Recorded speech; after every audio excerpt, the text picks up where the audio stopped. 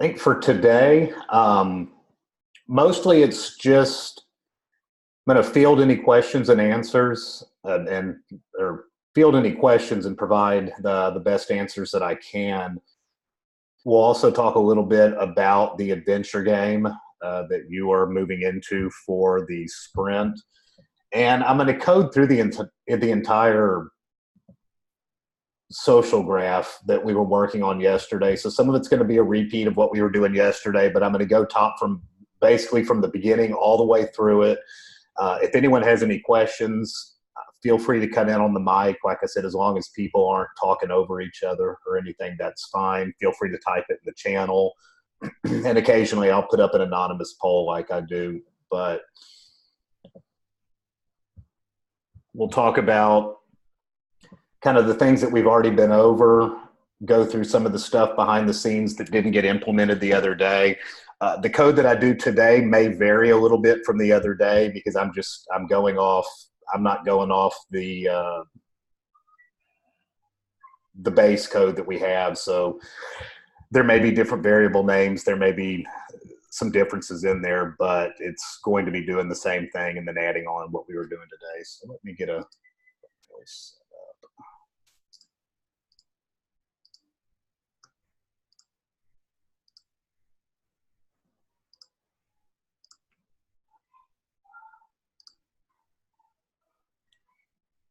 All right, so first thing I'm going to do is import random. This is everything in Python that is tied to random, but it will allow me to generate random numbers later that we will see. And when we impart that randomness, we'll see the results in some of the tests. And I'll just kind of say right now, without saying anything else, keep in mind that randomness a lot of times can improve your efficiency. So hint, hint for the sprint coming up. Import the math. And we'll import time so we can run the tests.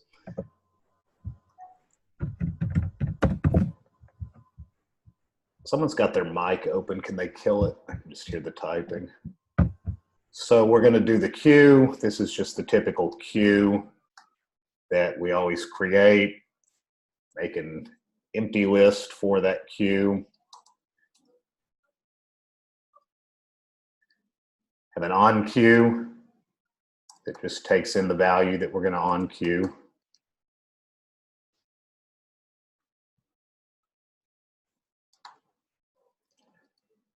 And then we're just using the append built-in method for Python right there.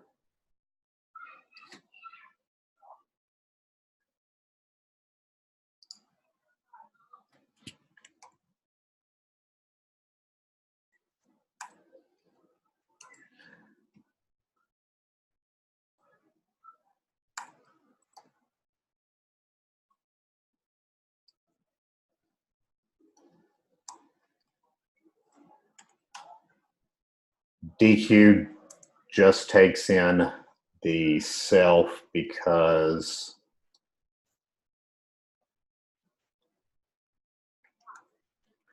you don't have any value that you're dealing with. You are simply popping the last value.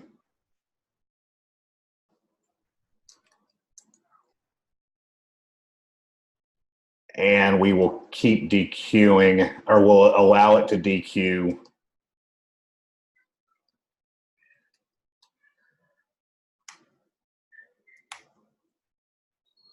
now. Something about Python terminology just to go over real quick, because we're using append right here. And remember, this appends to the end of the queue, the end of the list.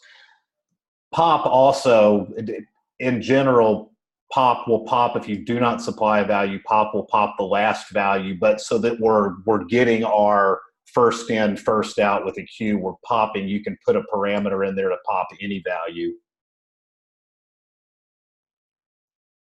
Yeah, if you did this would make it a stack right here. You could just change all this to stack and you'd have a stack. But since we're popping, we're appending on the end of the list, but we're popping off the beginning of the list. This terminology lets us pop off the front.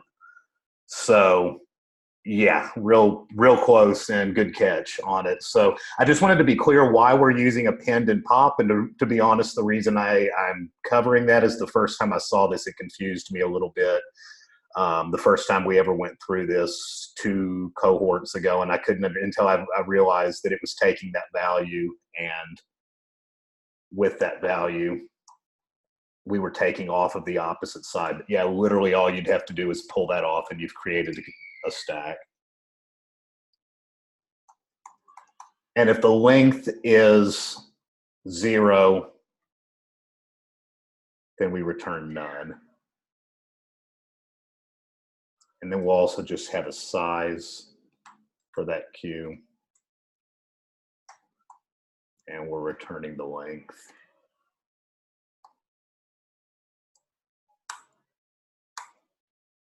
And that's all we've got for setting up a queue. Yesterday we didn't do this. I'm going to make a user class for our social graph. Real simple.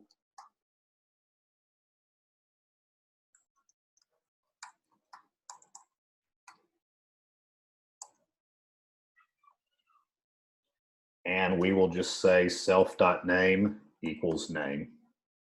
That's all we're going to do for that.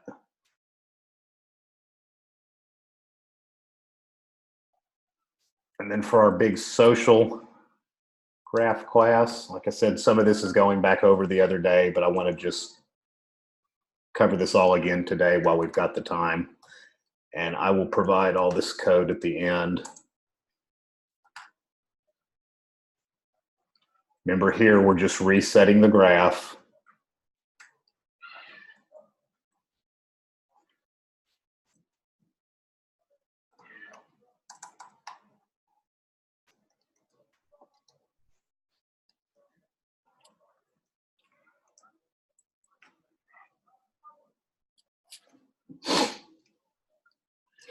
And then we needed to define add friendship. Remember, we were using that the other day and it was flagging it because we didn't have an add friendship.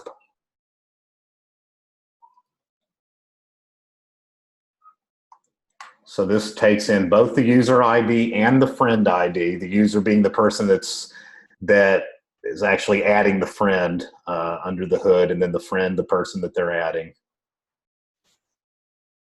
So if user ID equals friend ID, we'll just say pass. And why is that? Somebody type, why do we do this? Why do I have a missing colon?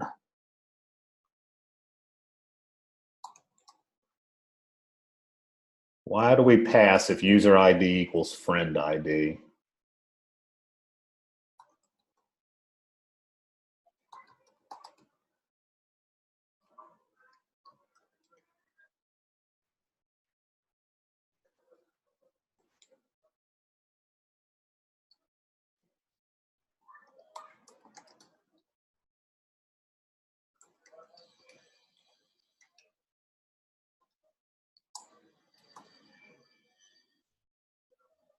Yeah, you're a weirdo if you're friends with yourself. Yeah, you can't be friends with yourself. And then the second line, we say elif friend ID in self.friendships of user ID, or user ID in self.friendships of friend ID. What are we checking for here? We're also going to pass.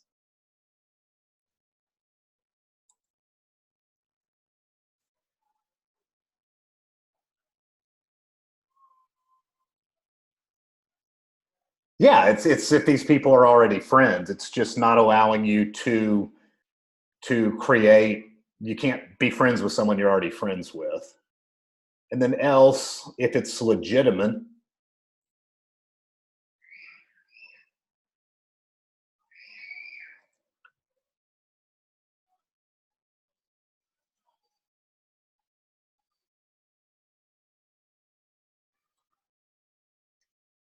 we'll add to the friendships. We'll say the user ID, add friend ID, and then we will say self.friendships,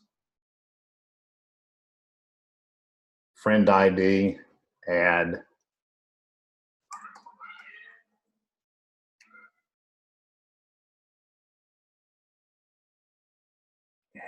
do here.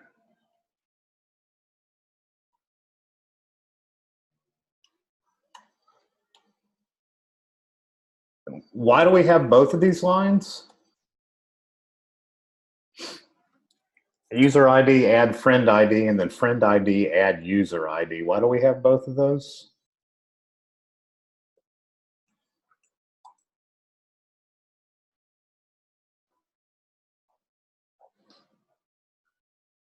Yeah, remember a friendship is a two-way thing. So yeah, we've got to make it both directions. We've got to make it unidirectional, or undirected or bi-directional. Excuse me, I still screw up those terms, but a friendship goes both ways. We also need to be able to add a user. And let's just takes in the name.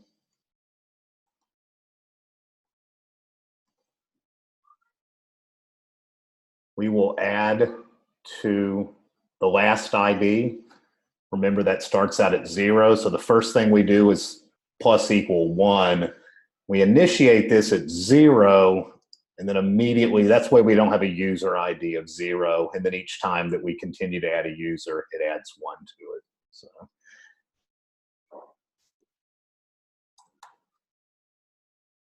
And then we'll say,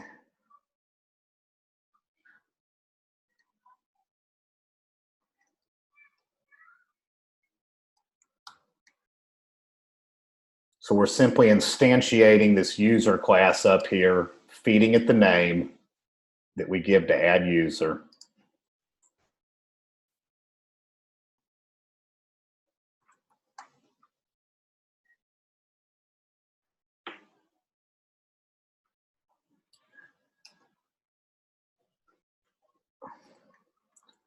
And we'll make a set here.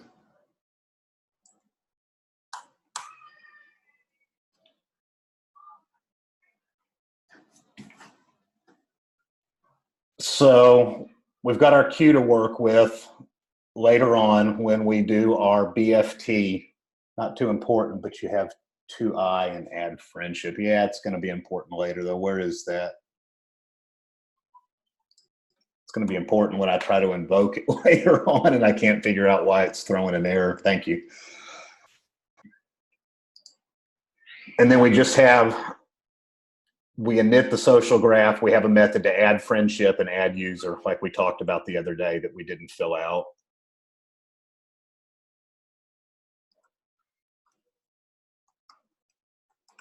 And we also went over this the other day, populate graph.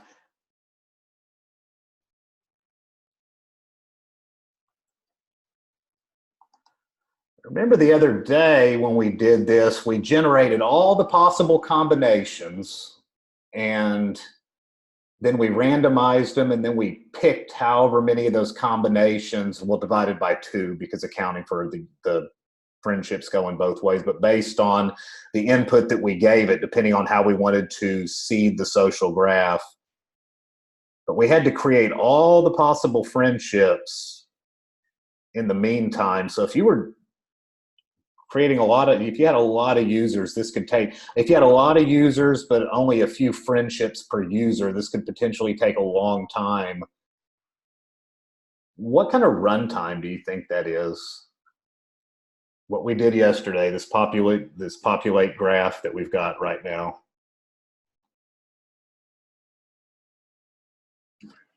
What kind of runtime do you think that has?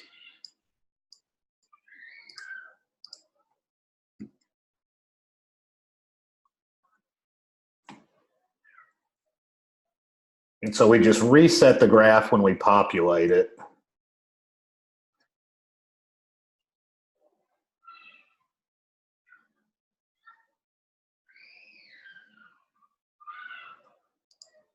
The same way that we did above.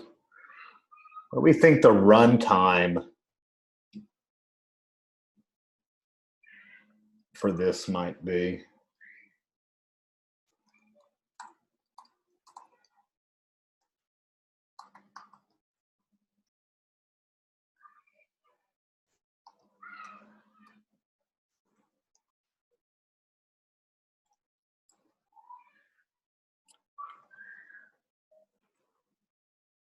And this is something I didn't do yesterday, but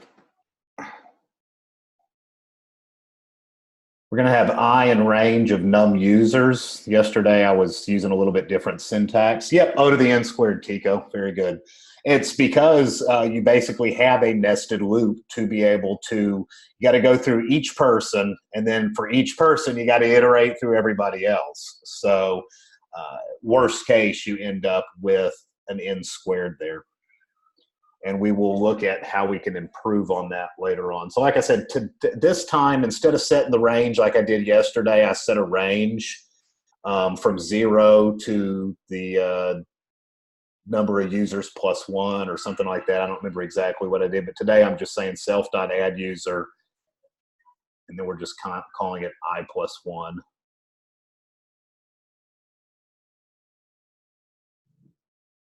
So we won't have a user 0, again, keeping true to what we're doing up here, where we're always starting with the first user is going to be ID of 1. So we add a user using the method that we set up above here on line 37.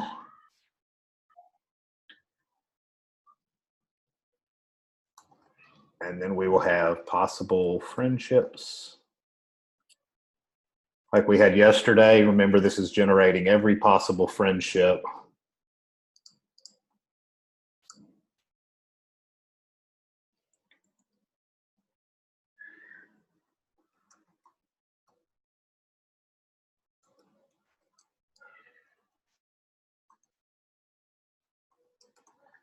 So we're going to iterate through every user for user ID and self.user, and then for friend ID in range user ID plus 1. Remember we talked about this yesterday. We're doing this because we've already created the possible friendship for everybody that already was in the list with the current user that we're on, if that makes sense.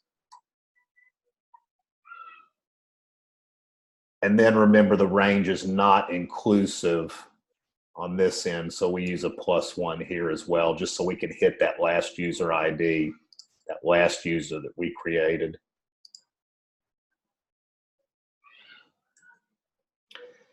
So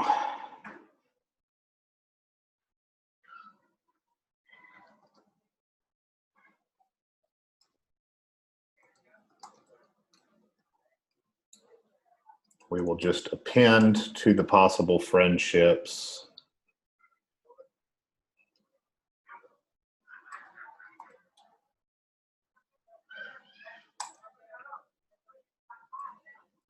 the user ID and the friend ID. And what's this right here that we're using? Why do we have double parens?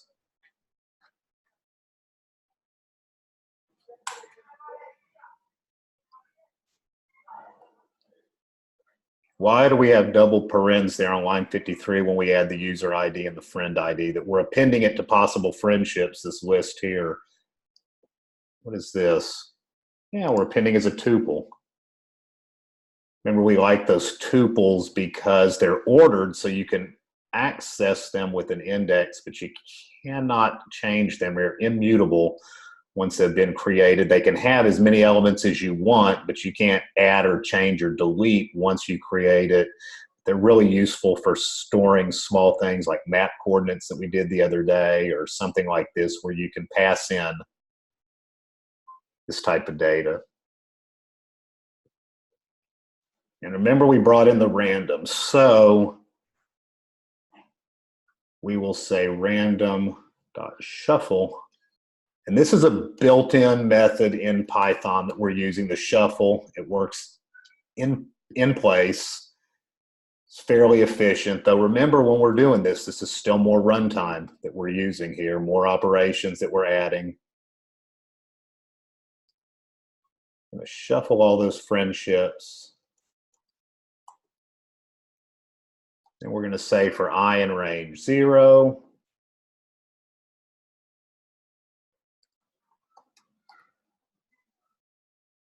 the number of users times the average friendships for division by 2. So all this is doing right here,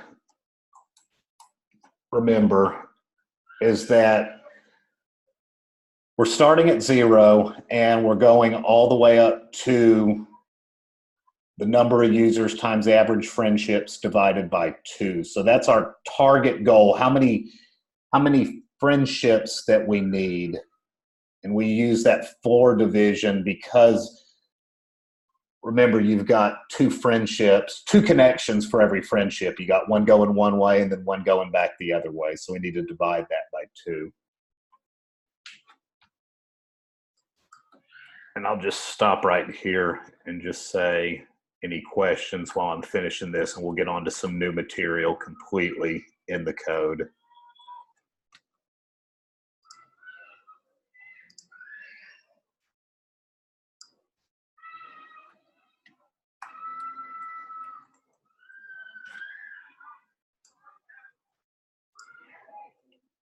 Any questions?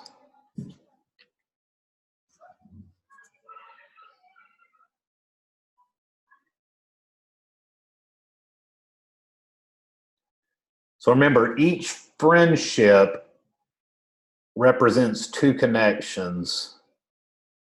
So that's why we're dividing by 2. And for each of those, we will just say friendship equals possible ships at the I. Remember, we start at 0 here, and we're not starting like we did with the +1 or anything, because we're still dealing with a zero-based index. So we need to start at the beginning of this possible friendships array that we have list. So friendship equals possible friendships at the I, and then we will use the add friendship.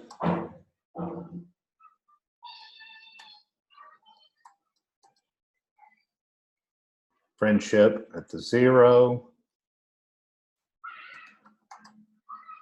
Friendship at the 1. And remember, this is just accessing that tuple, and that's the reason we use that tuple.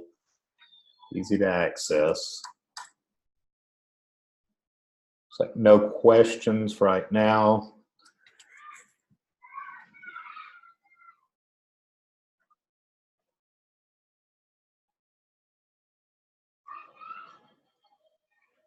So whoever's got everybody answer the poll. Whoever's got the question, type it in here, type it in the channel, ask. And while they're doing that, I want everyone to think about,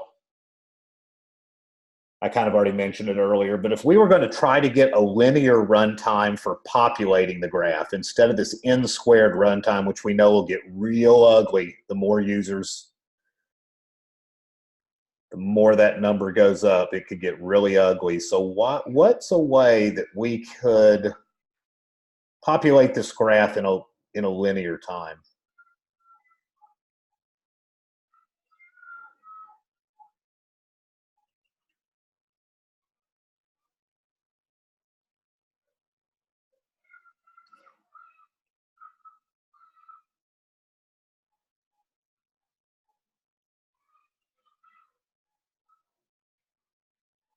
Might be a bit of a reach, but maybe a dictionary trick of some sort. I'm not.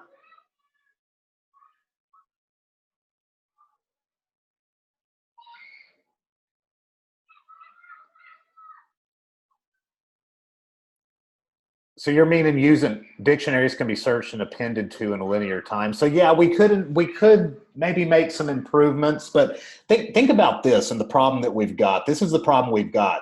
When we're populating this with this n² time, we're generating all possible friendships, then we're shuffling it, then we're going to come up with how many friendships we need, and we're going to grab that many friendships. So we got a lot of operations. Remember, I said the more friends that we have, or the more users that are in the social network, you're exponentially, because of that nested loop that we have right here, you're exponentially increasing that runtime as we add users. Remember, I talked about randomness earlier. How could we maybe use randomness, not the random dot shuffle that you see here, but how could we maybe use randomness for a large graph in generating these users for the graph?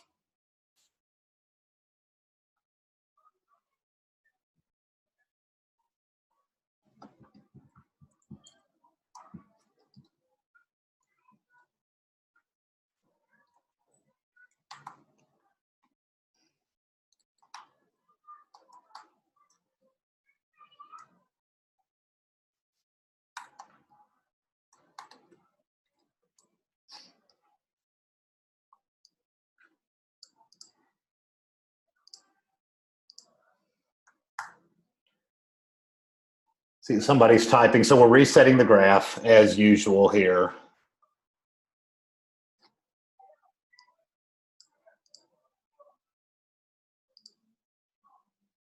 We need to create our users the same as we did.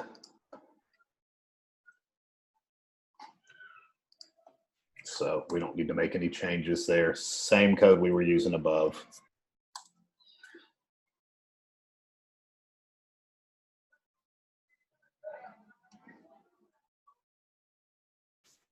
What's maybe a way that we could use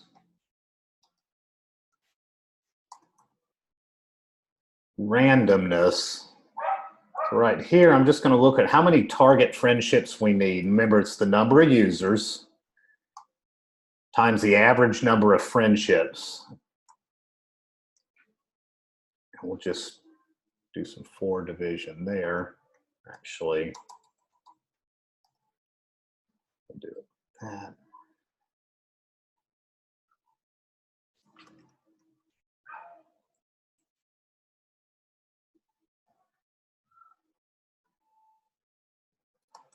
And we need to keep track of our total friendships. I'm hoping maybe as I'm typing, somebody might see what I'm thinking about doing here. I'm going to look at collisions.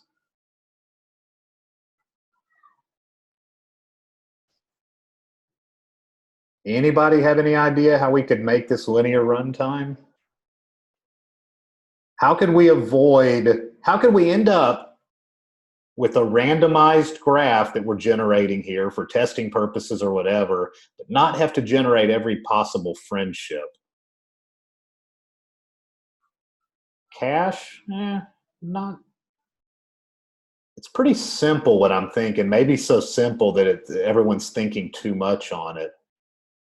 What about if we just use that random number generator to generate 2 numbers that were within the range of the friendships? Remember, the friendships just have a number assigned to them as their ID.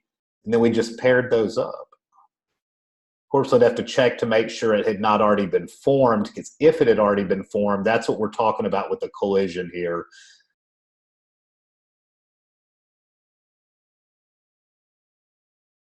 Collisions obviously not being wanted, and in a really dense graph where the number of average friendships is really high, so we're having to generate a large amount of friendships, you're going to have a lot more collisions, because that random number generator that's generating between the beginning and the end values of the friends is going to start producing a lot of duplicates, especially towards the end. So this will allow us to actually populate the graph in linear time. But as the density of the graph increases, something to point out here is the density increases on the graph and the number of collisions increase, what time do you think this would be? It's in time in general, but if it was a really dense graph with a really high, if we had 1,000 users and 900 average friendships, what kind of runtime do you think this would approach?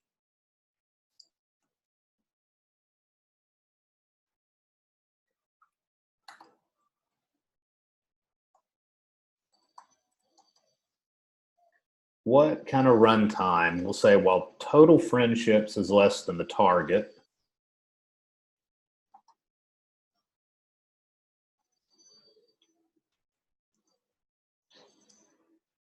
What kind of runtime do you think we would approach in a really dense graph? Yep, right back to O to the n squared. Peyton, thank you.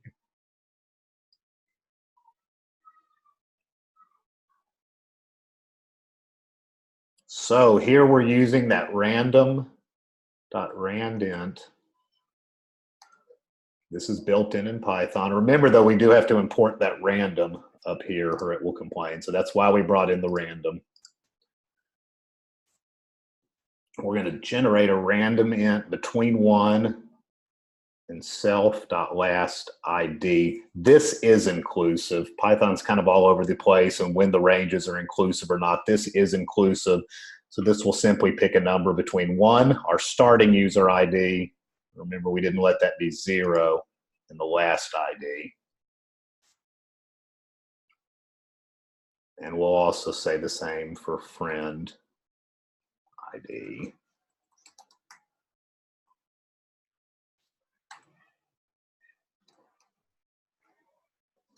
And do the same thing. So yes, there's a chance here that we may pick the same number and then we're going to throw that error up in here where we try to friend ourselves. Or if that friendship already exists, you'll also get a path. Or you'll add that friendship.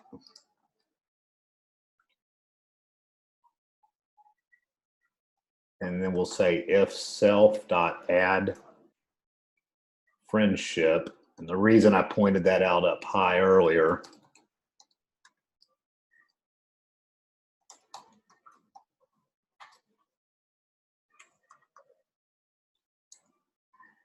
so all this is doing right here is it's going up, it's running this add friendship. And then up here, if we actually get to the point where we're able to add a friend, there's something I'm missing. What am I missing up here? I didn't even think about it until I got down to there. Well, this isn't graphs, this is basic code, but I'm asking down here, basically evaluating a Boolean for whether this is going to allow this to run or not, the if statement.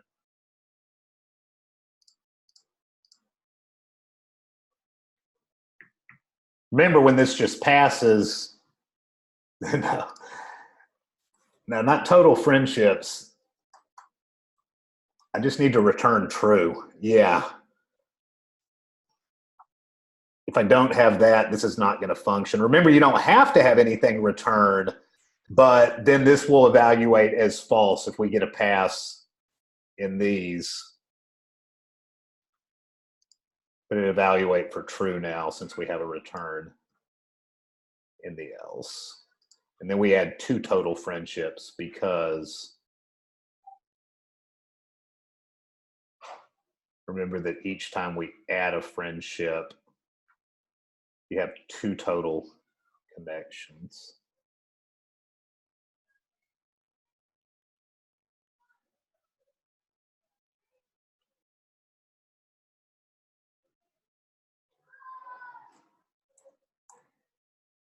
And then we'll just put an else statement and we'll add 1 to the collisions. Because if this didn't occur, then that means we had a collision. Either we tried to friend ourselves or we tried to friend somebody that was already friends. We don't want these collisions, so we're going to call that a collision and count that up. And just for a little housekeeping at the end outside of the while loop, we can just print, and we could use this, and we could say,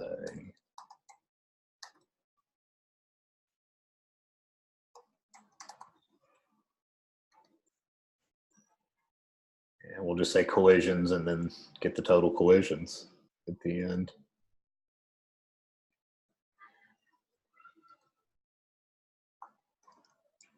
Get all social paths. This was what we had the other day.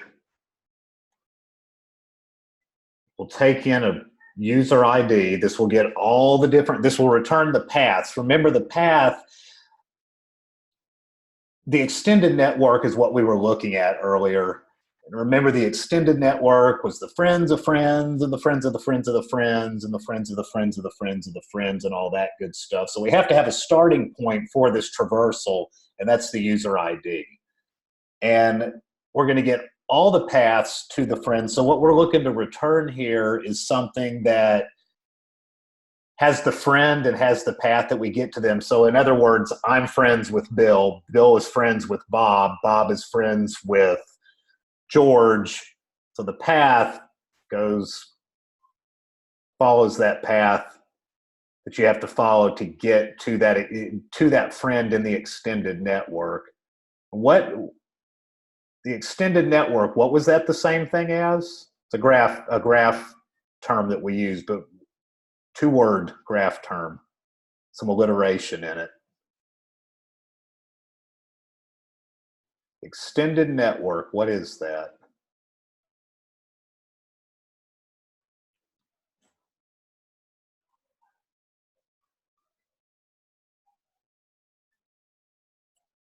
What is the extended network? Yeah, connected components. They're just simply a connected components. I guess you could make it into a linked list if you wanted to, but we're just returning a path that's basically an array from the beginning to the end that includes the IDs of how you trace that connection. So to get all the social paths, we want to find the shortest path. Remember, there could be a long circuitous path of how you get from me to my friend in my extended network, but we want to get the shortest path. And what do we think of when we want to get the shortest path? What kind of a traversal do we think of when we want to get a shortest path?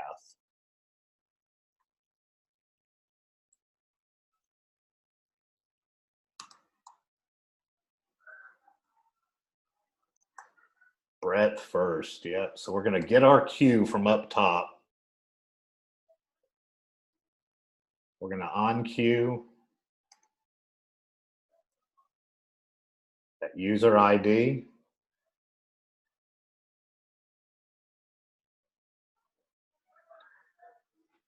And remember, we have this bracket. I think someone asked about that the other day. But the reason is, remember, we're doing paths now. So when we're creating this path, like I was saying, we're going to store this path in a list. And so when we on-queue the first ID, we need to actually create a list.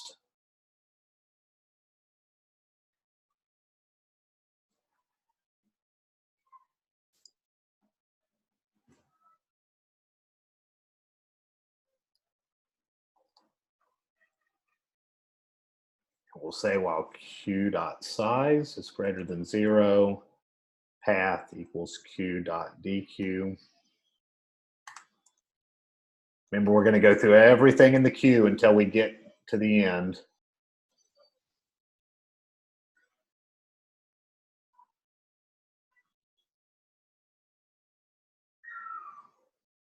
And then we're going to grab that last user in the path. And what are we going to do once we grab? Remember, this is just the Python terminology here to grab that last user. But what are we going to do with that last user? What do we need to check for?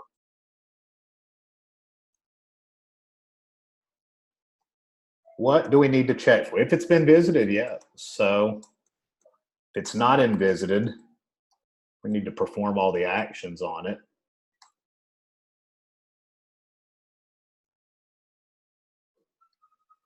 We'll set that equal to the path.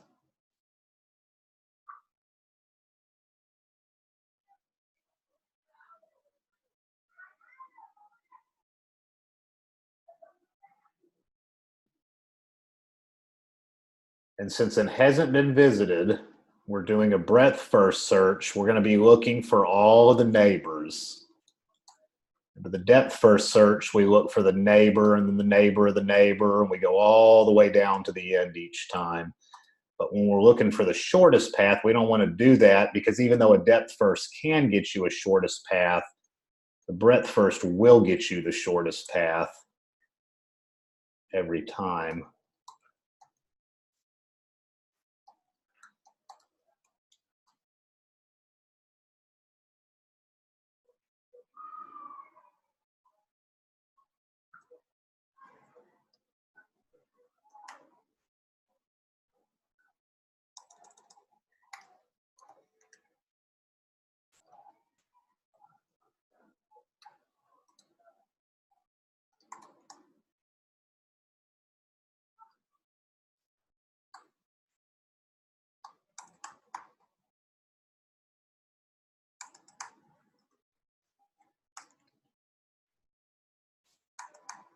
And then we will return the visited. So once again, to go over this right here, to get all the social paths, we're going to get it for a specific user. So we're taking in a user ID. We need to keep track of the visited. We're going to use a queue because we're using breadth first traversal. We on-queue the first user ID in a list. And while that queue.size equal or is greater than 0, we're going to keep dequeuing. Remember, we've got a path, so we've got a list. It could just have one element. It could have a bunch of elements, but we're going to grab whatever element it is, the last element, because we performed this check on all the previous ones. But we're going to see, and if this new user ID is not in the visited,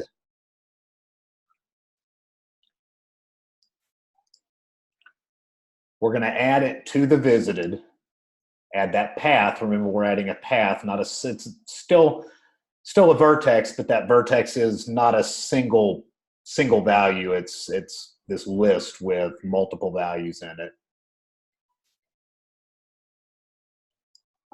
And then we're going to look, say, for friend ID, the placeholder in self.friendships, the new user ID. So we're going to grab everything in the friendships of that new user ID. And if the friend ID is not in the visited, we're going to make a new path, just creating a list. We're going to append the friend ID, and then we're going to on-queue it. So first we need to make sure that that user has not already been visited. And we'll go ahead and initiate that for the user. And then for all of the friends, we're going to make sure that friend has not already been visited as well. And if that's the case, then we make a new list, we append that friend to the end of the list, and we throw it to the back of the queue, on-queue it. And we return the visited. At this point, I'm going to do something so that we can get my spacing here. So I need to go all the way back.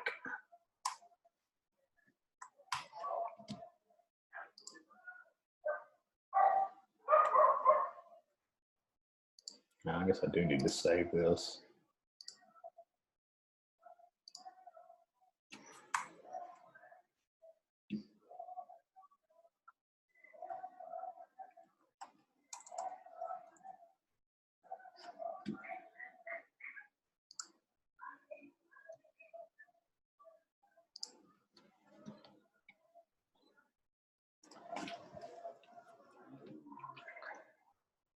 I'm going to write out some test code real quick. We'll just say if name equals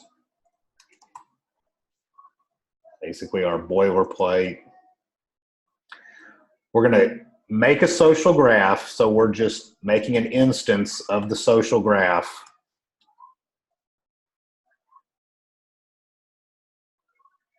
Just calling this that we had up top.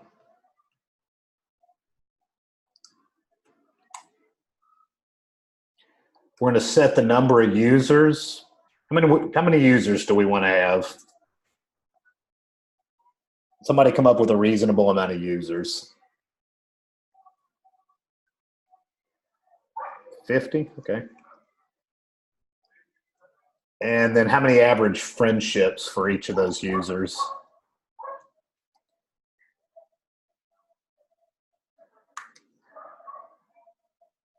How many average friendships? Let's do 5.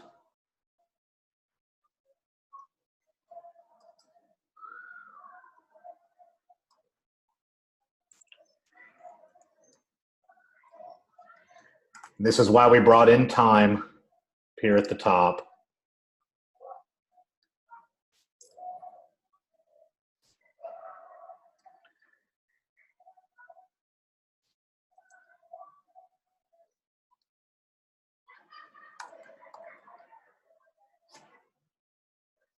Populate the graph linear. Num users and average.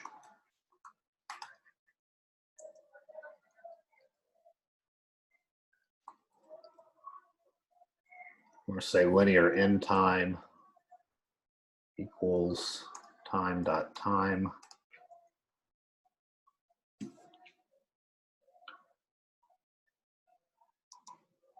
And we'll just do a print and do everything here so we can say F. Remember, this is the second one we did with the randomness. And we'll just call it linear end time minus linear start time. We will take a break here in just a minute.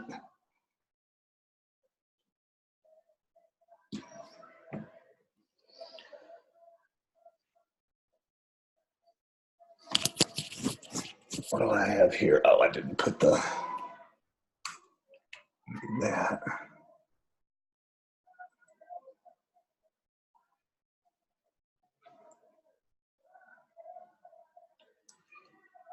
And then for the quadratic runtime,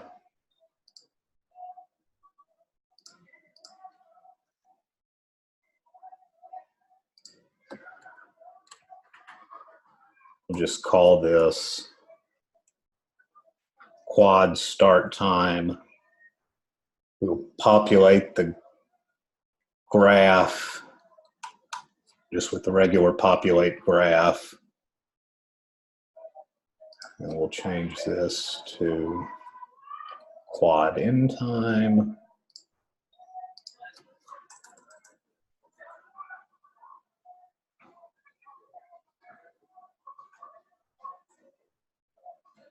Quadratic runtime,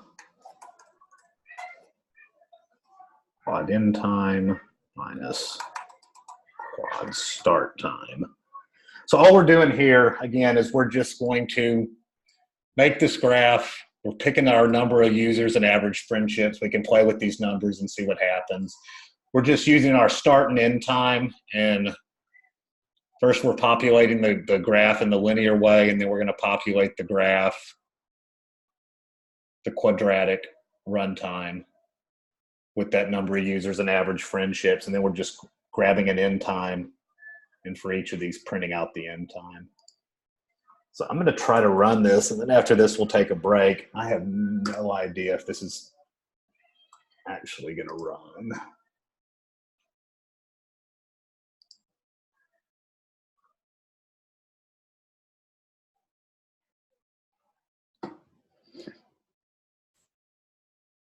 You can see here the linear runtime exponentially better than the quadratic runtime.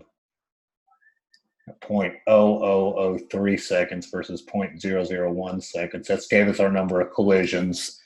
How many times we tried to friend a person that was already a friend or to friend ourselves in its randomness. So if we change this number, let's say to 2,000, made 50 average friendships. See what this does.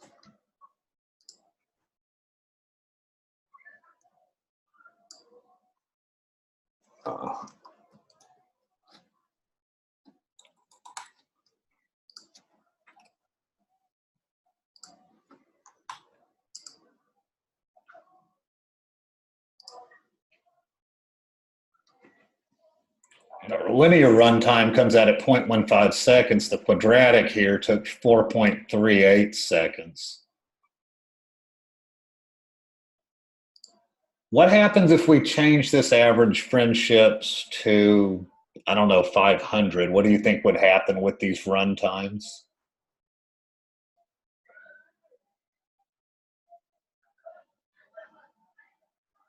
What would happen with these run times? Let's say we just changed it to 200.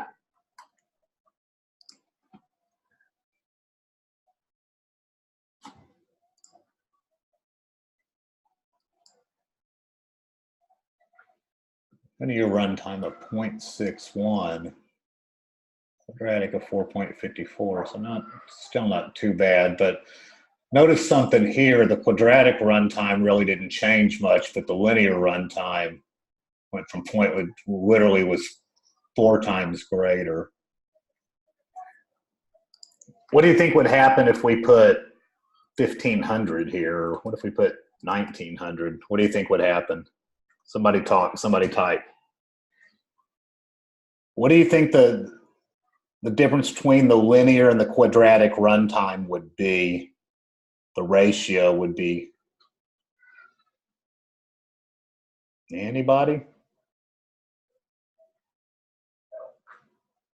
If we change the average number of friendships, remember we talked about graph density, we talked about the runtime.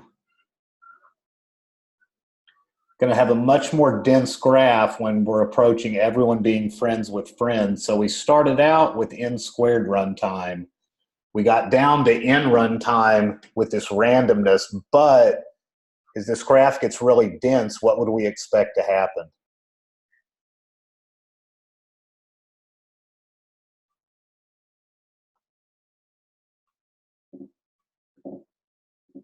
We can go on break after somebody guesses. Actually, after somebody gets it right.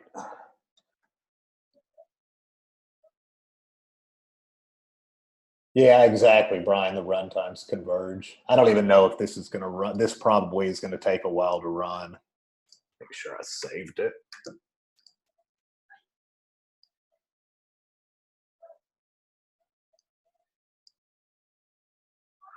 Yeah, you can see we haven't even spit out a linear runtime of 7.83 seconds. A quadratic of 8.118.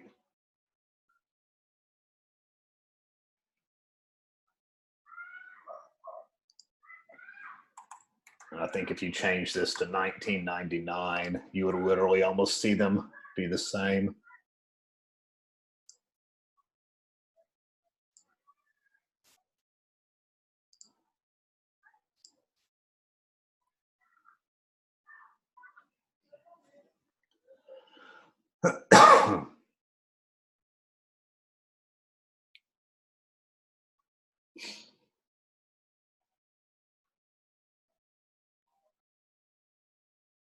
It's weird. Didn't behave quite how I expected, but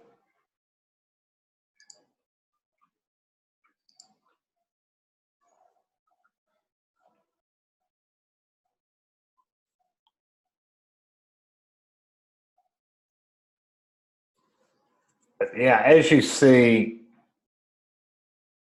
you definitely had a convergence of the linear versus the quadratic runtime. And if you go up here and you change this to like 50,000 or something like that, even if you only had say average friendships was 100, you still get a pretty decent linear runtime.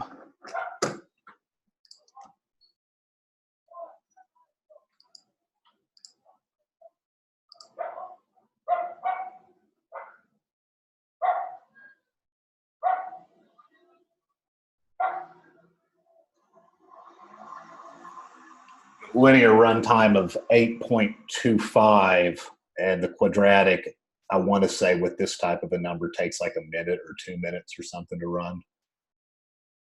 All right. Any questions? If you have any questions, get on the mic, put them here. You can come back up here and ask. But we're going to take a break, and then when we come back, we'll mess with a little bit more testing. talk about any questions that anybody has in general. We'll talk about your sprint that is starting here when we're done. Anything?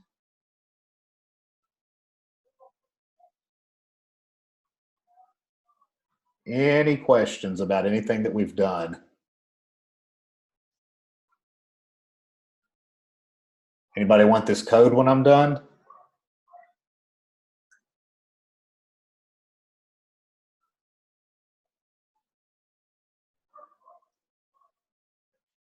Cool. All right, everybody come back. It's 9 after the hour. We'll do 15 after the hour. Yeah, I'll definitely drop the code at the end. In fact, I can drop it now so that you'll have what we have, but I'm going to add some more to it.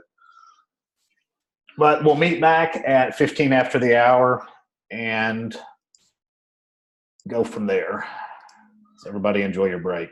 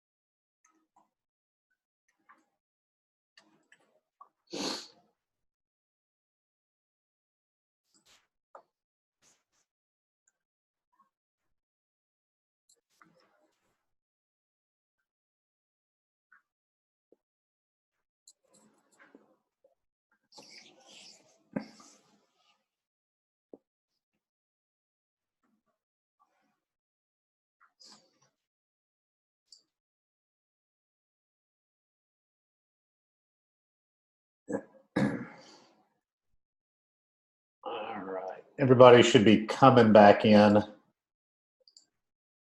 I'll give it a few seconds.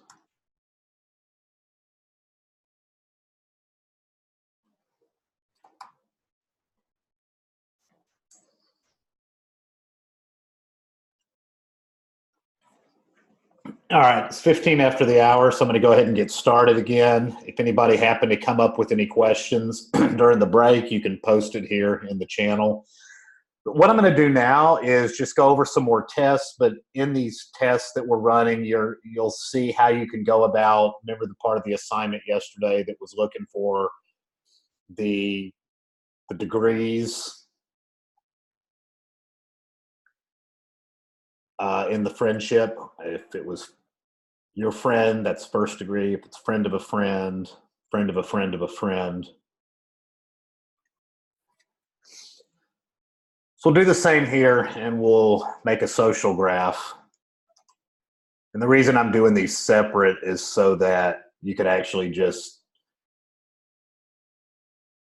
it sets up totally different anyway. So the idea here is just being able to go up under here and comment this out.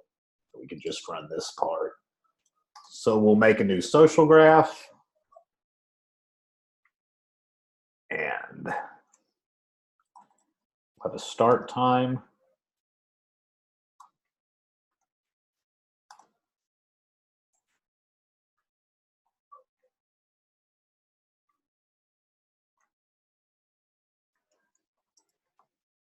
Then we're going to populate the graph, say with 1,000 and have 5 friendships.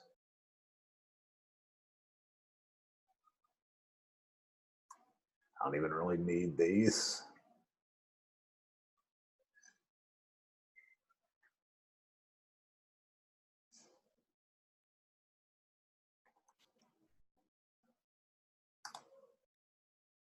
So if we want that later, we can access that. And so we're going to say connections equals sg.get all social paths. And remember, this takes in a user ID, so we'll just use the user ID 1 since we always know we're going to have a 1 for a user. So you're looking for all of the friends that user 1 has specifically for the paths to that friend.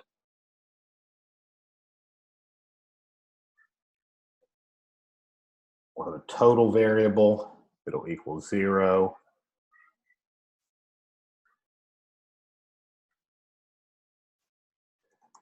So after we've gotten all of these connections, we're going to grab each of these connections.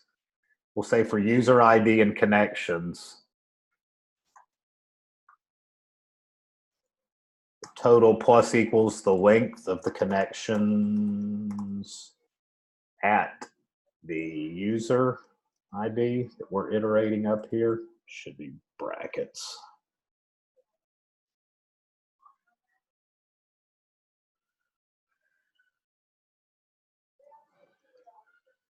So the total is just every connection that we've got. The total is just the length of those connections.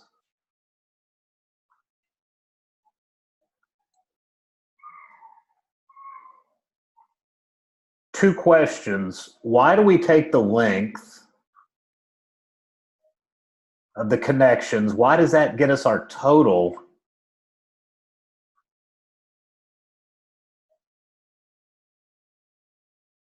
And why do we subtract 1?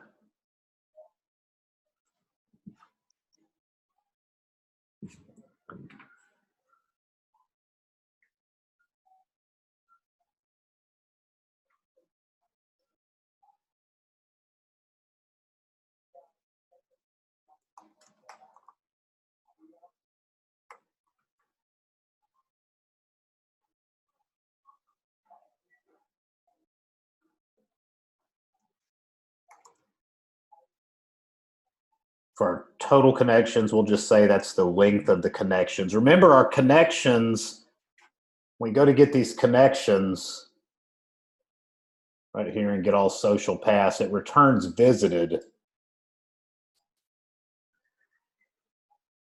that visited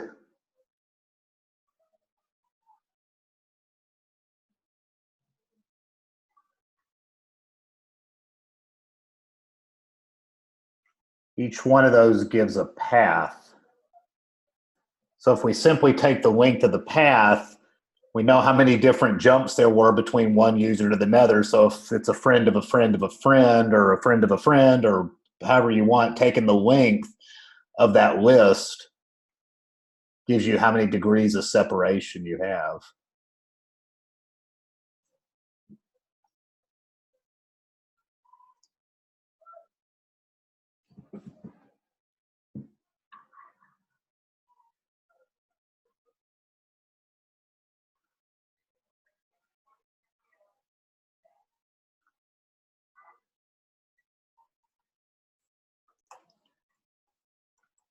The total degrees is the total divided by the length of the connections.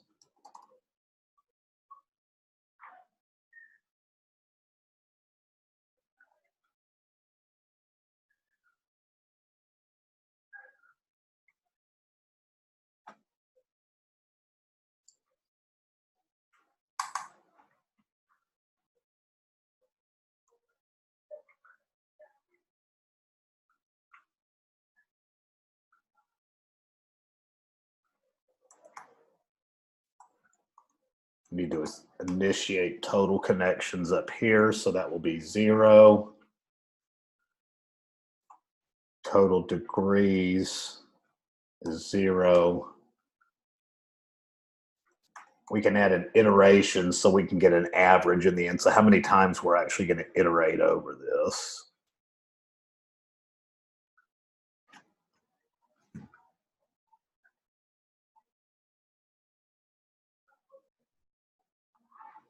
Any questions up to this point? Some of it might not be so obvious what I'm doing, but I think as I go through, continue to go through the code, that it may become a lot more clear.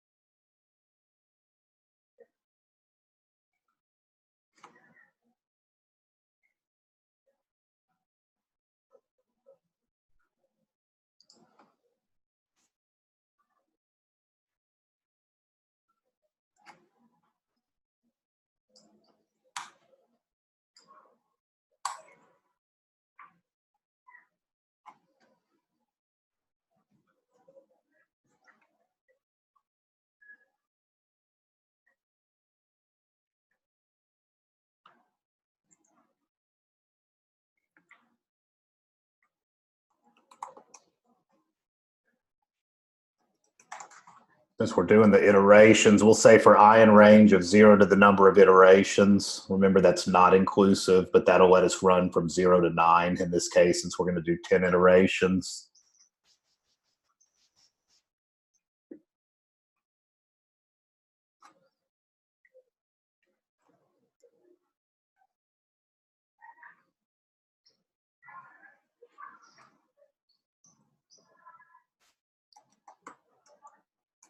We'll populate the graph the same here.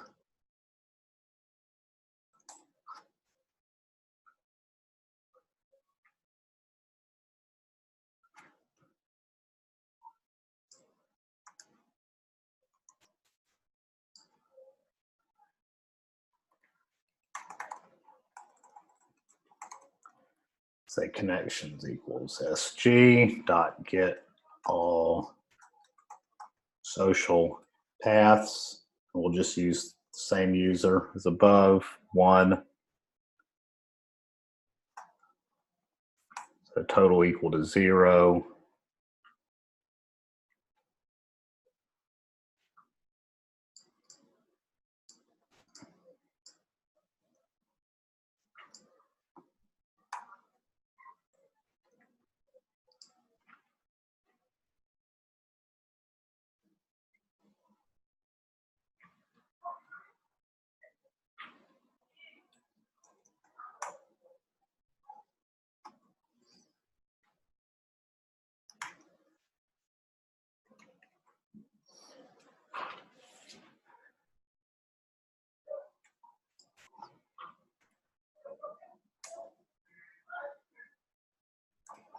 put a print in here.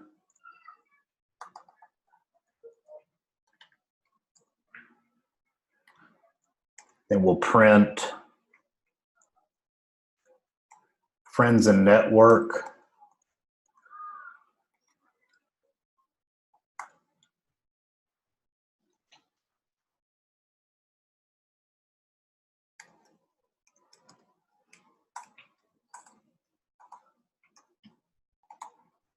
Remember, the friends and network is your extended friends, and that we get off of the length of the connections, like we talked about earlier.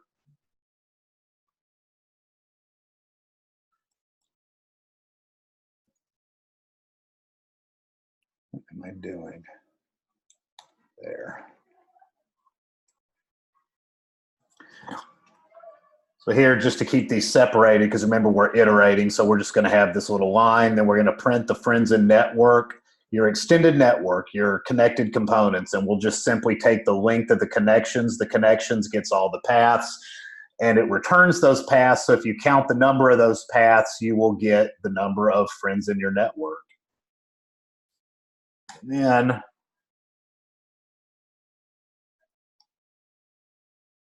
we can say average degrees.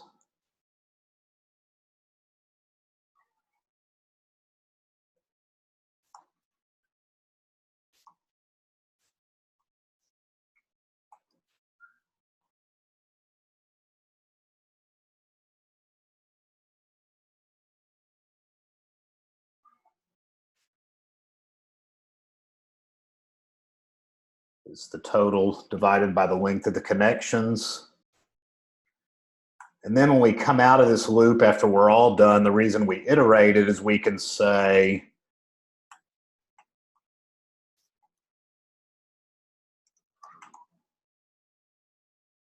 remember, we're keeping track of the total connections and the total degrees here. But for each individual one, we're only using the length of the connections that we found for that user. We're just iterating over this 10 times to get a better number, to get an average number for the purposes of our testing. We can do that, and then we can print the total degrees divided by iterations. Let's make that a little nicer.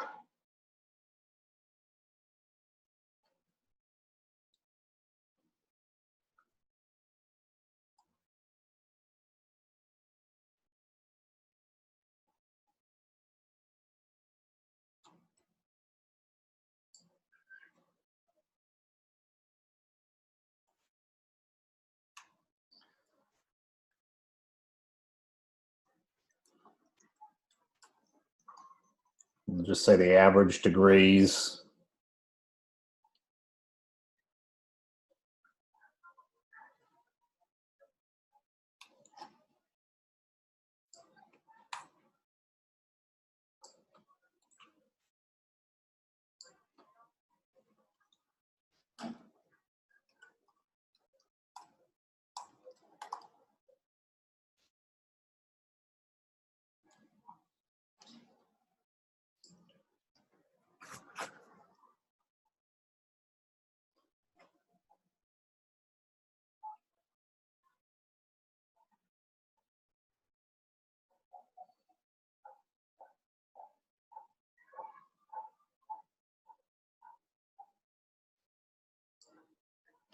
I can just get rid of this.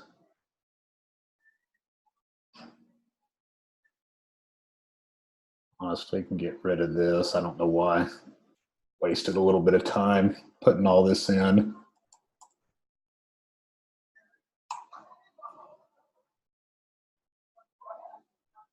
So here, to go back over what we've done here, and remember this part of what you were working on yesterday.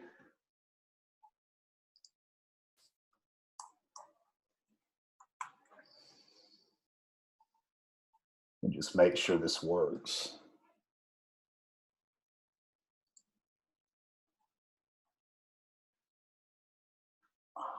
What?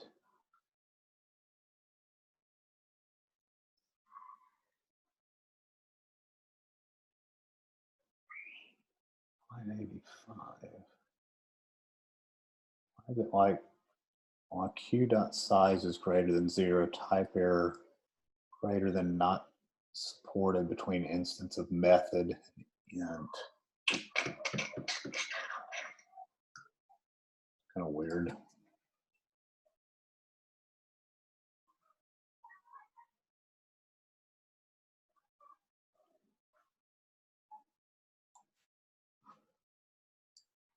That make it run?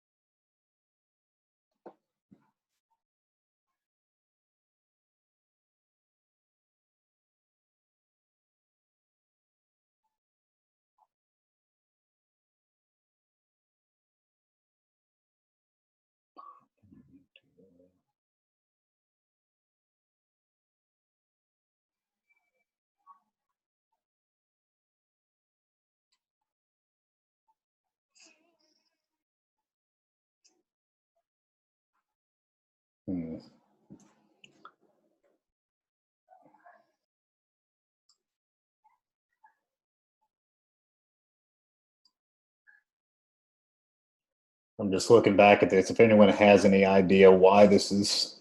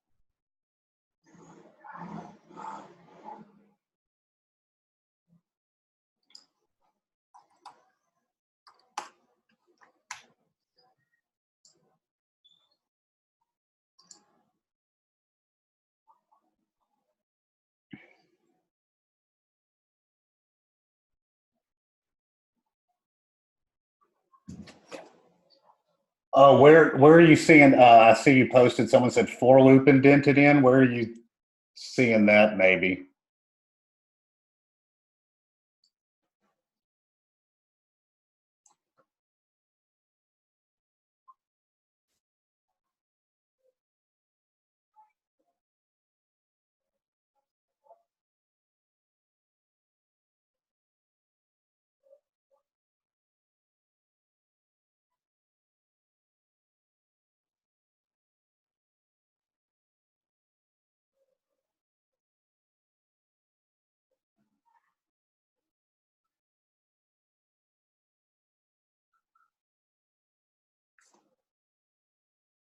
Um,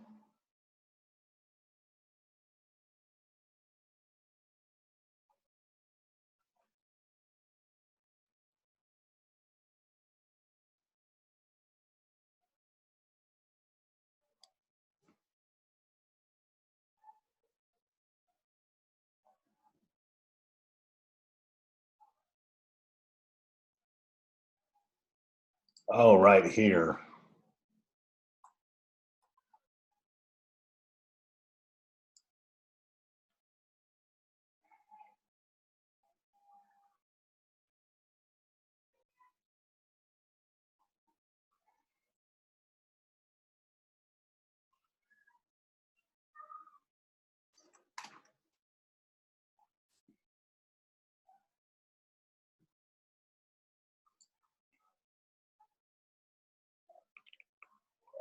Now, when this isn't, it's still throwing this same error, and it's not liking this greater than, which I hadn't run into that in the past.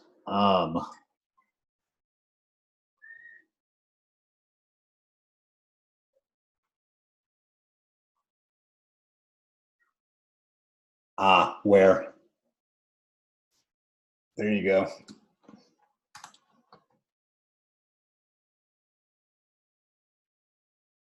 That, I believe, would be the problem that we had.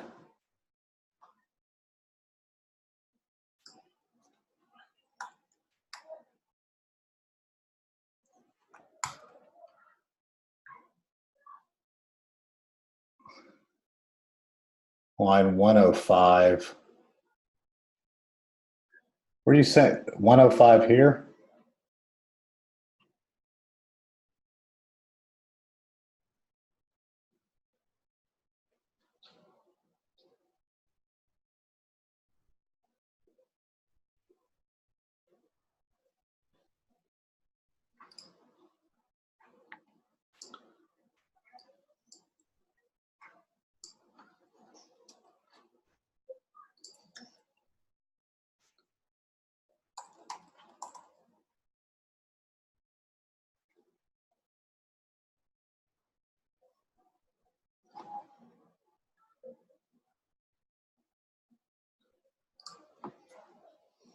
Still not liking.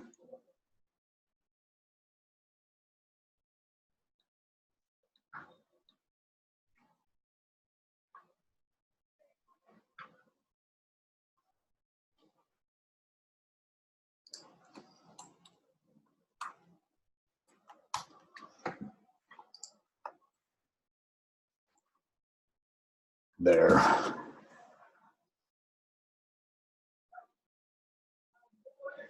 Yeah, so the problem that there were two problems. Number one, right here, I had that Q dot size that, thank you, A, you got, for catching that. And that was the main problem. And then it was still throwing, it doesn't like the greater than here. And honestly, I have no idea why it's, if you put the greater than in there, said that's not supported between instances of method and int. I'm not exactly sure why that was happening. Kind of a minor detail, and it's a Python thing and not really to the point of the whole graphs lesson or anything, but that, not really sure what was happening with that. So what you end up with here is you get each iteration. It's showing how many friends end up in your network, how many average degrees of separation there are between you and those friends. And after all of that, it gives you the average degrees.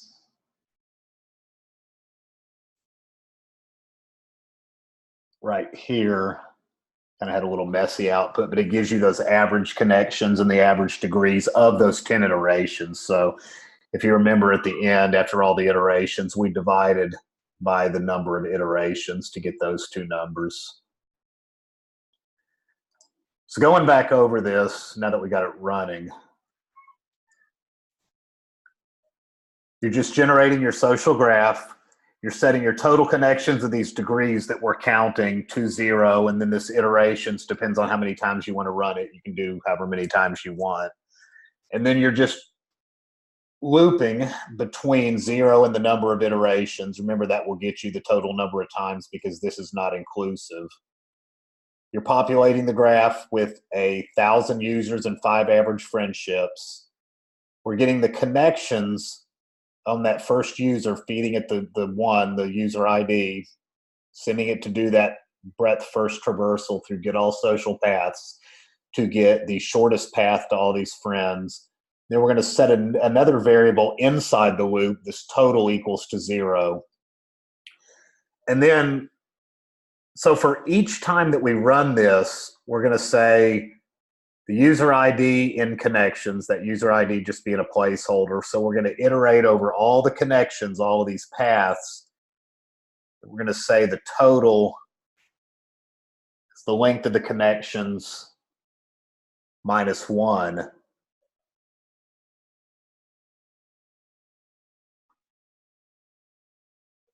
The total connections is the length of the connections. Remember, because that's in a list and it's just listing out each person, the shortest path, each person on the way to that path. You can get your total connections by the length of the connections for each of these iterations.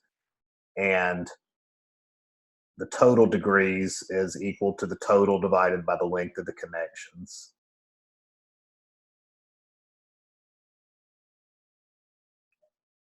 And then for each user, the average number of friends in the network is length of the connections, and the average number of degrees is that total divided by the length of connections.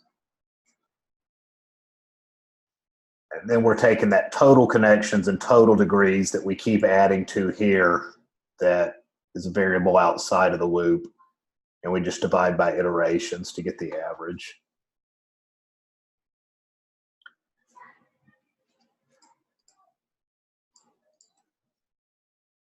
And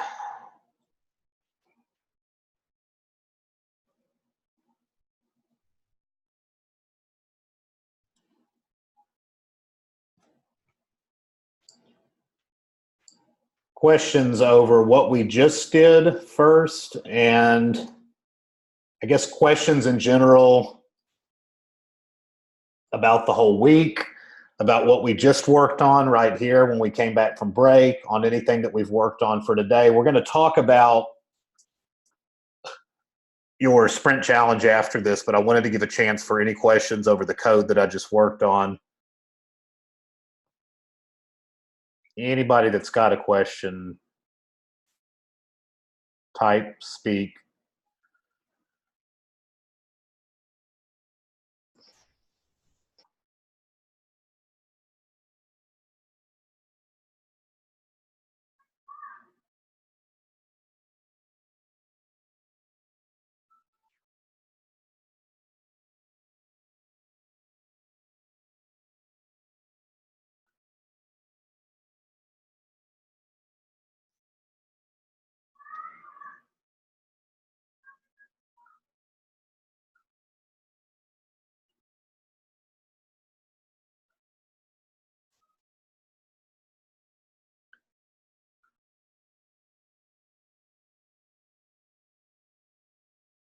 Off topic, but how would you recommend building a friend recommendation system with this social? I'm unsure what you mean by a friend recommendation system.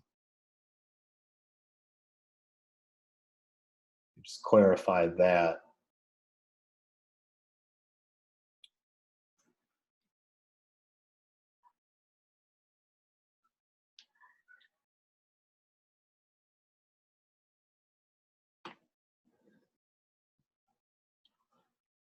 Like suggestions on who to follow. I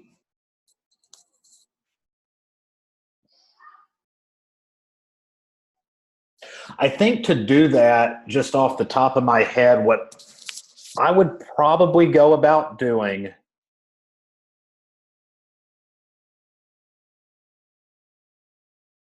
is I think you would have, what I would, hold on, I'm trying to think through how to word this. I would start looking at the friends of friends, the friends of friends of friends, all of that, and I would place some sort of a weight, obviously exponentially a greater weight on the people with less degrees of separation, because you're more likely, obviously, to know a friend of a friend than you are a friend of a friend of a friend of a friend. So you would have to go through,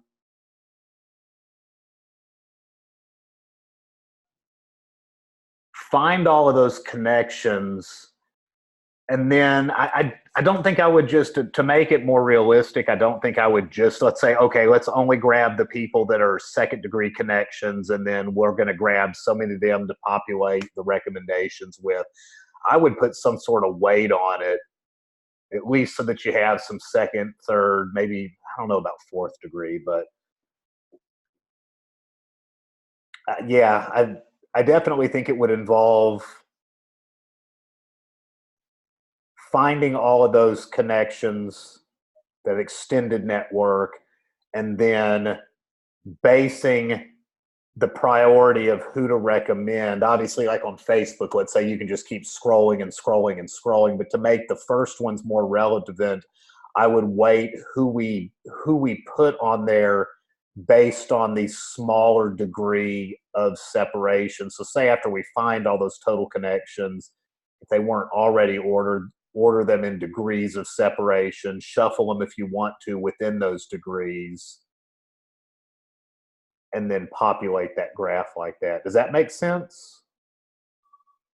This is totally off the top of my head, but I think that's what I would do. If somebody threw that at me as a code challenge or a whiteboard, that's how I'd try to do it off the top of my head. There's probably a much better and much more complex way to do it.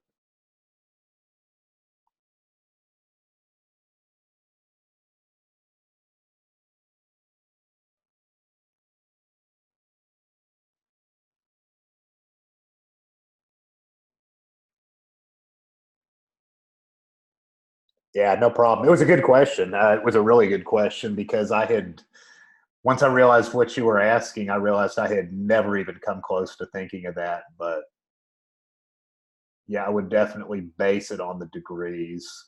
And I would base it on the degrees. Like I said, I would base it on the degrees after I found all the you have to, because obviously in a big social network you're not going to be able to find all of the extended friends, because you're just going to you'd be going on forever in a network like Facebook. But I'd say, okay, let's find all of the friends that are between second and third, the extended network that's second and third degree. Obviously, we're not looking for our friends, but let's find the friends of friends and the friends of the friends of the friends.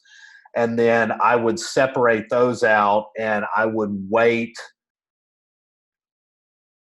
the second degree, the friends of friends, much heavier than anything that follows that third, fourth, fifth degree. And then for each degree, I would organize those, shuffle them each time, and that way you're not putting out the same list of recommendations with the same people leading it every time. That may be thinking more into it, and I'm not sure what kind of a complexities you could end up with that, and how you'd have to idealize that. But that's definitely how I'd go about it in a nutshell.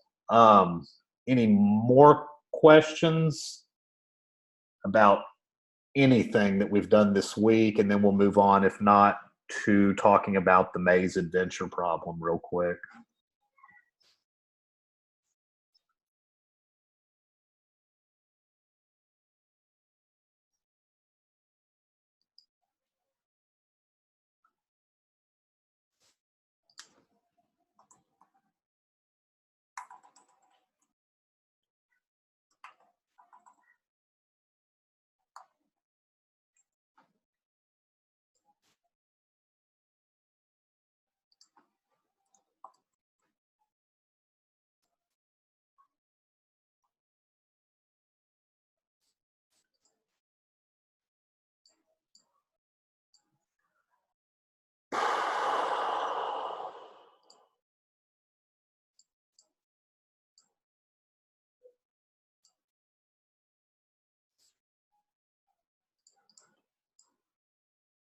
So you've already got this, but this is the direct link to the adventure game.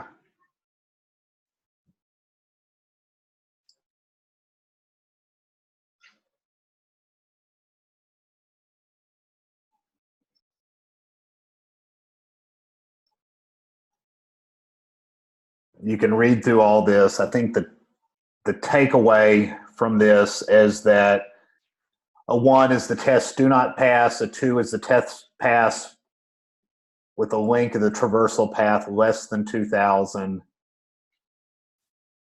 and a 3, a stretch, is getting it to pass with a length of the traversal path less than 1,000.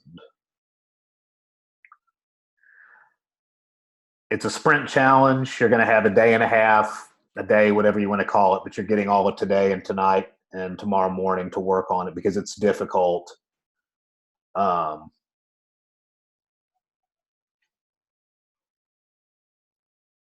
not going to talk about it too much at this point, but I'm just going to read through it real quickly and then take any questions off of it. So you're going to be provided with a pre-generated graph consisting of 500 rooms. You're responsible for filling traversal path with directions that, when walked in order, will visit every room on the map at least once. So you've got to visit every room at least once in this pre-generated map that consists of 500 rooms, pre-generated graph. So in adventure.py here, you're going to get 4 parts to the provided code. There's the world generation code that you're not going to modify, an incomplete list of directions, and your task is to fill this with the valid traversal directions. The test code that obviously you're not going to mess with, but this is the test code that provides the numbers that we're looking for below. And then there's also the REPL code. You can uncomment this and run Python 3, the adventure PY, in the terminal, or you can just right click it in VS Code and say run it in the terminal, like I was doing some earlier, to walk around the map. They give you a few commands that you may find to be useful: current room ID, current room get exits, the direction that the player is traveling. So to solve this path, you'll want to construct your own traversal graph. You start in room 0, which contains exits north, south, west, and east. So your starting graph should look something like this.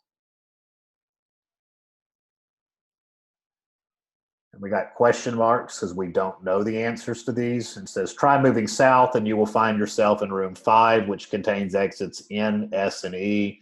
You can now fill in some entries in your graph. So for 0, we got all question marks, but we had this piece, the 5. And then now that we're in 5, we know that if we went south to get to 5, we can go north to get to 0. We still don't know what's going to happen with south and east from these.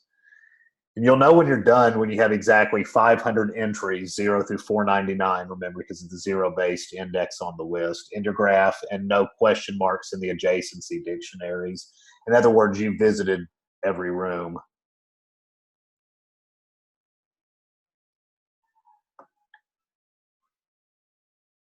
To do this, you'll need to write a traversal algorithm that logs the paths into traversal path as it walks. So remember everything we've been over the last few days about paths, how you need to copy the paths like we did. We had a little bit of discussion about that so you don't run into problems. The hints, there's a few smaller graphs in the file that you can test your traversal method on before committing to the large graph. You may find these easier to debug. Start by writing an algorithm that picks a random unexplored direction from the player's current room, travels and logs that direction, then loops. This should cause your player to walk a depth-first traversal. When you reach a dead end, i.e. a room with no unexplored paths, walk back to the nearest room that does contain an unexplored path. You can find the path to the shortest unexplored room by using a breadth-first search for a room with a question mark for an exit. If you used the BFS code for the homework, you will need to make a few modifications. In other words, if you've used the BFS in your independent project, don't think you're just going to cut and paste it and get it to work. It will need a few minor modifications to function within here. So you're going to be doing both a DFT and a BFS. The depth first traversal will actually be working through the maze, and the backtracking probably should be done with the BFS code with some slight moderations. Also, instead of searching for a target vertex, you are searching for an exit with a question mark as the value. If an exit has been explored, you can put it in your BFS queue like normal. BFS will return the path as a list of room IDs. You'll need to convert this to a list of north, south, east, west directions before you can add it to your traversal path. If all paths have been explored, you're done. So the 1, tests don't pass, the 2, less than 2,000, the 3, less than 1,000. It is very difficult to calculate the shortest paths that traverse the entire graph. Why? And my best path is 990 moves. Can you find a shorter path? So, like I kind of hinted earlier, you can just go about using the depth first and the breadth first and get all your code pretty squared away and get under 2,000, get under 1,000. If you're hovering around 1,000, if you run your tests more than once, one thing that was established in the previous weeks was that if any single test gets you under 1,000, or if any single test gets you under 2,000, then that you get that score. You don't have to have all of them. You don't have to have an average or anything like that. Any single test that gets you under there, as long as you're within the framework of the rest of the rules, it's a path. You'll find, though, that when you're close to 1,000, you'll get some that are over 1,000 and some that are hovering around that 990, 995, I think tends to be an average.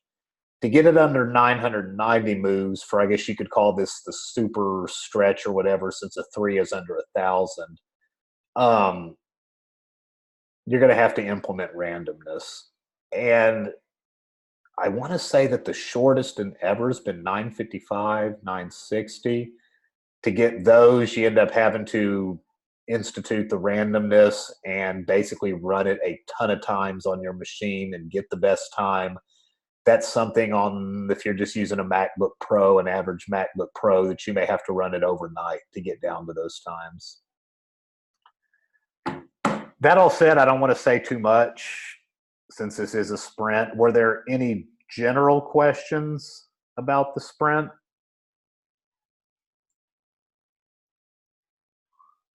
Any general questions about the sprint that we just talked through?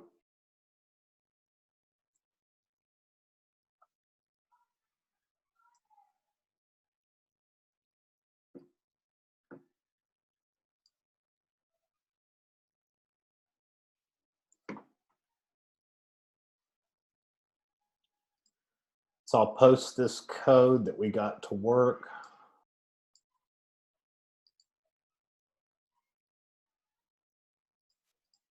in the channel. I'll post the video when it is done.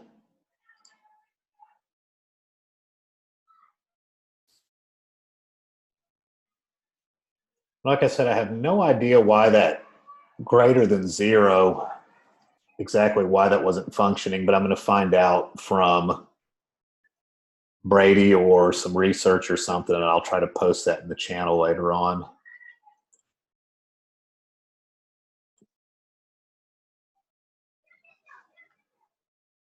But if there's no questions, you got the code from today, you have got your experience from the week, you've got your link to the sprint that's already in your repo. Get started on that. What I want to see everybody do, especially maybe your PM may tell you otherwise, you can keep working within the same repo. You don't need to make any, you don't need to make a new repo for this. You do need to make a new PR for the changes that you're making. So make a new branch for this in the repo that you've already got, and then PR off that branch. So the same as you would do in your regular workflow, but just make a new branch and do it. So instead of having one branch, you're going to have 2 branches of your own. Everybody clear on that. Make a branch, PR off that branch for this. Since it's in the same repo, you can use the same repo. Do that.